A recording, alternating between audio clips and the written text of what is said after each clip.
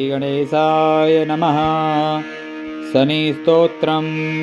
नमः कृष्णाय नीलाय शितिकण्ठनिभाय च नमः कालाग्निरूपाय कृतान्ताय च वै नमः। नमो निर्मांसदेहाय दीर्घसमश्रुजटाय च नमो विशालनेत्राय शुष्कोदरभयाकृते नमः पुष्कलगात्राय स्थूलरोम्णे अथ वै नमः। नमो दीर्घाय शुष्काय कालदृष्ट नमोऽस्तु ते। नमस्ते कोटराक्षाय दुर्निरीक्षयाय वै नमः। नमो घोराय रौद्राय भीषणाय कपालिने नमस्ते सर्वभक्षाय बलिमुख नमोऽस्तु ते।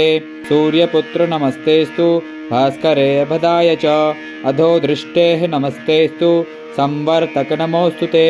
नमो मन्दगते तुभ्यं निस्त्रिंसाय नमोऽस्तु ते।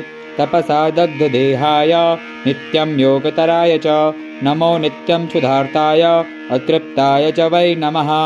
ज्ञानचक्षुर्नमस्तेस्तु कश्यपात्मजसूनवे तुष्टो ददासि वैराज्यं रुष्टो हर्षितक्षणात्। देवासुरमनुष्याश्च सिद्धविद्याधरोरगाः त्वया विलोकितः सर्वे नाशं यान्ति समूलतः। प्रसाद कुरु मे सौरे वारदो भव भास्करे। एवं स्तुतस्तदा सौरिर्गृहराजो महाबलः। शनिस्तोत्रम्।